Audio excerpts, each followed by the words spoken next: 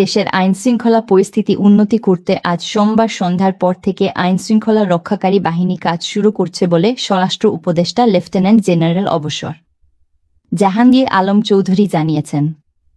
এ বিষয়ে তিনি সাংবাদিকদের প্রশ্নের জবাবে বলেছেন, সন্ধ্যার পর থেকে পরিস্থিতি টের পাবেন। সোমবার বিকালে সচিবালয়ের স্বরাষ্ট্র মন্ত্রণালয়ের সভাকক্ষে অনুষ্ঠিত কোর কমিটির সভা শেষে সাংবাদিকদের এ কথাগুলো বলেন স্বরাষ্ট্র উপদেষ্টা।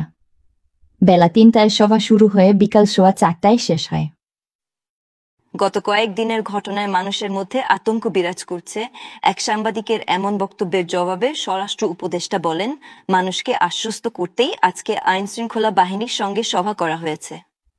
সন্ধ্যার পর থেকে আপনারা পরিস্থিতি টের পাবেন। গত কয়েকদিনের পরিস্থিতি নিয়ে আজকের সভায় পর্যালোচনা করা হয়েছে বলে প্রধান উপদেষ্টার প্রেস সচিব শফিকুল আলম জানিয়েছেন। তিনি সাংবাদিকদের বলেন, আইনশৃঙ্খলা বাহিনীর ঊর্ধ্বতন কর্মকর্তারা সভায় উপস্থিত ছিলেন। সবাই আইনশৃঙ্খলা পরিস্থিতিকে সিরিয়াসলি নিয়েছেন। এতে ঢাকাকে অগ্রাধিকার দেওয়া হয়েছে। সন্ধ্যার পর থেকে যৌথ প্যাট্রোল শুরু হবে। অপারেশন ডেভিল হান্ট এর বিষয় জানতে চাইলে স্বরাষ্ট্র উপদেষ্টা বলেন, এই অভিযান চালানো হচ্ছে তাড়াতাড়ি পদক্ষেপ নেওয়ার জন্য। ৫ আগস্টের পর ৬ মাস পার হলেও পুলিশ এখনো নির্লিপ্ত কেন? এ প্রশ্নের জবাবে তিনি বলেন, পুলিশের কর্মকাণ্ড আরও বাড়ানোর চেষ্টা চলছে।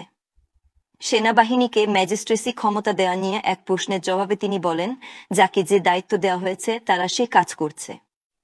সভায় স্থানীয় সরকার উপদেষ্টা আসিফ মাহমুদ সজীব ভুইয়া, গৃহায়ন ও গণপূর্ত উপদেষ্টা আদিলুর রহমান খান, প্রধান উপদেষ্টার বিশেষ সহকারী খোদা বক্স চৌধুরী সহ আইনশৃঙ্খলা বাহিনীর ঊর্ধ্বতন কর্মকর্তারা উপস্থিত ছিলেন।